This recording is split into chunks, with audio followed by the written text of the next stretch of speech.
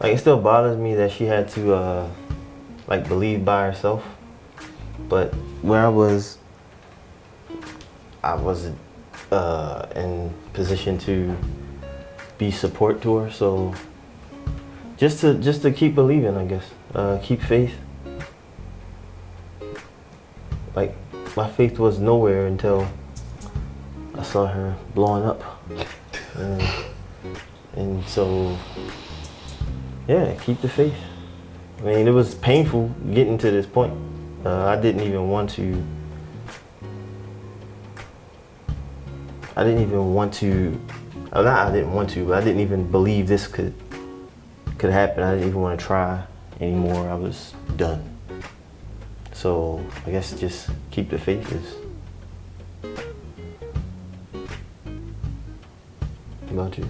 Mm. Mm. What?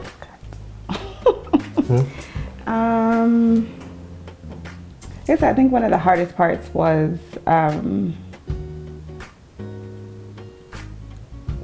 believing by myself. I mean, I'm lucky that I had friends that would check on me and people that were believing with me, but it's not the same as your spouse.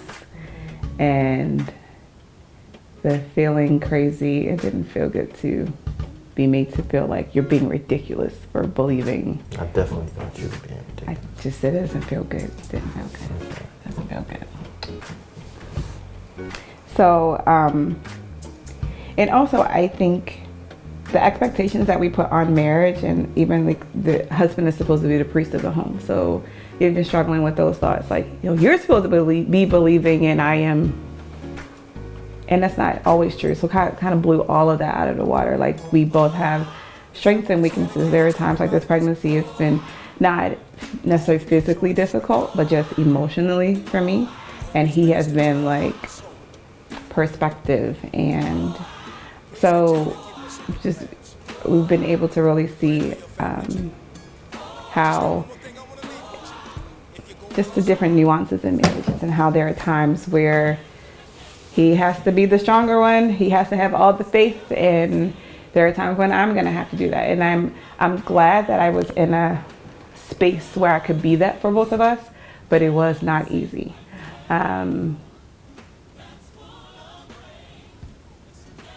Yeah, keeping the faith. Yeah, my biggest lesson was probably there definitely is a difference between knowing that God can do it and believing that He will do it.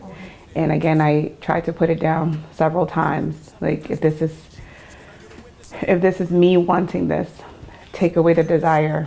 He would not take away the desire, and so I just waited. Also, in that in between time, so it could be waiting for a baby, 11 years for a baby. It can be waiting for a spouse.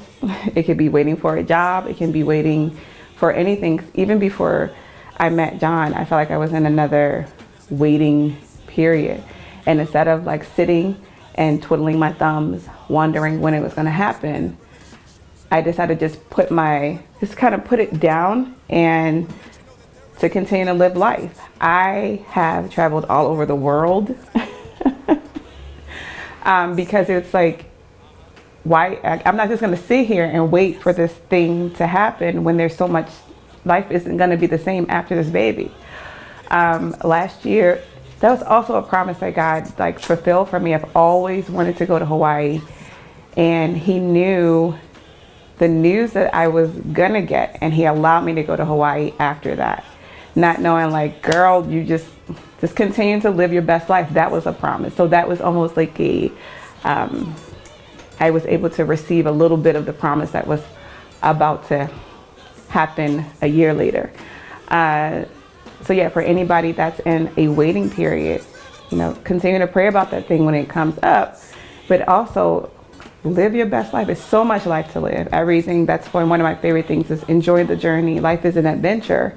And you never get to, the time that we're in right now, we never get to have this, and it won't ever be like this again. So I'm grateful that how I spent the time, because again, I'm still out here planning for my next adventure, and then there's a baby in there. And who knows what's gonna happen once the baby's here. I've decided the baby will have adventures too, but it's not as easy as having no baby. So I'm grateful for all of it. Can we have a little church before the record is over? Listen, this is what I want to tell you. Listen. Go ahead and let them talk about you. Because we're a blessing. There's a blessing in the storm.